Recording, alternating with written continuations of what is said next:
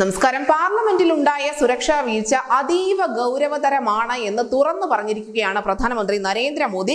ഇതേക്കുറിച്ച് വാദപ്രതിവാദങ്ങളുടെ ആവശ്യമില്ല എന്നും അന്വേഷണം കൃത്യമായ വഴിക്ക് തന്നെ നടക്കുന്നുണ്ട് എന്നുകൂടി മോദി വ്യക്തമാക്കുന്നുണ്ട്. മാത്രമല്ല, അദ്ദേഹം പറഞ്ഞ ചില പ്രധാനപ്പെട്ട പോയിന്റുകൾ എന്തെന്നാൽ, ഈ സംഭവത്തിന്റെ ഗൗരവം ആരും കുറച്ചു കാണുന്നില്ല. ലോക്സഭാ സ്പീക്കർ ആവശ്യമായ എല്ലാ നടപടികളും സ്വീകരിച്ചിട്ടുണ്ട്.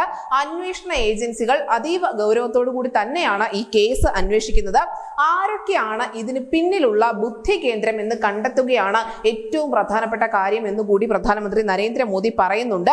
എന്തായാലും ഇവരുടെ ലക്ഷ്യം എന്തായിരുന്നു, ആരാണ് ഇതിന്റെ പിന്നിലുള്ള കേന്ദ്ര ബുദ്ധി എന്നീ കാര്യങ്ങളാവും അന്വേഷണ ഏജൻസികൾ പുറത്തു കൊണ്ടുവരാൻ പോകുന്നതെന്നും മോദി പറഞ്ഞിരിക്കുന്നു.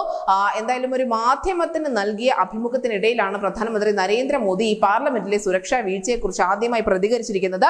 നമുക്കറിയാം, സുരക്ഷാ വീഴ്ച ഉണ്ടായ സമയം മുതൽ തന്നെ പ്രതിപക്ഷം ശ്രമിച്ചുകൊണ്ടിരിക്കുന്നത് ഇത് ഒരു രാഷ്ട്രീയ ആയുധമായി ഉപയോഗിച്ചുകൊണ്ട് കേന്ദ്ര സർക്കാരിന്റെ പ്രതിച്ഛായ തകർക്കുക എന്നതായിരുന്നു.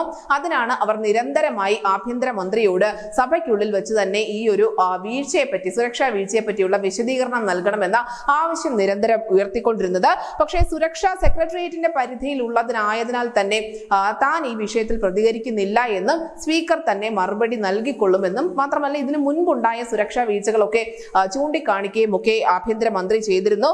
എന്തായാലും ഈ ഒരു കേസിൽ ഓരോ മണിക്കൂറിലും അതിനാടകീയമായ സംഭവങ്ങളാണ് നടന്നുകൊണ്ടിരിക്കുന്നത്. പാർലമെന്റിലെ പുകയാക്രമണ കേസുമായി ബന്ധപ്പെട്ട് പിടിയിലായ പ്രതികളുടെ മൊബൈൽ ഫോണുകളും വസ്ത്രങ്ങളും ചെരുപ്പുകളും ഉൾപ്പെടെ കത്തിച്ച നിലയിൽ പോലീസ് കണ്ടെടുത്തിട്ടുണ്ട്.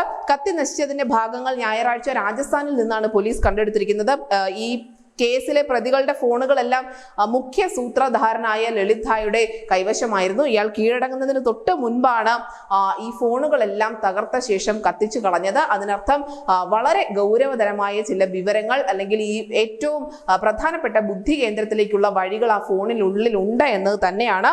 എന്തായാലും ഈ ലോക്സഭ പുകയാക്രമണ കേസിൽ ഏറ്റവും അധികം പഴി കേട്ടിട്ടുള്ളത് BJPയുടെ തന്നെ MP ആയ പ്രതാപ് സിംഹയാണ്. അദ്ദേഹം പറഞ്ഞിരിക്കുന്നത് തനിക്ക് മുൻപരിചയമില്ല ഈ പ്രതികളെ എന്നും, പ്രതികളിൽ ഒരാളായ സാഗർ ശർമ്മയുടെ പിതാവ് നിരന്തരം ആവശ്യപ്പെട്ടതിനെ കൊണ്ട് മാത്രമാണ് ഈ പാർലമെന്റിനുള്ളിലേക്ക് പ്രവേശിക്കാനുള്ള പാസ് നൽകിയത് എന്നുമാണ്.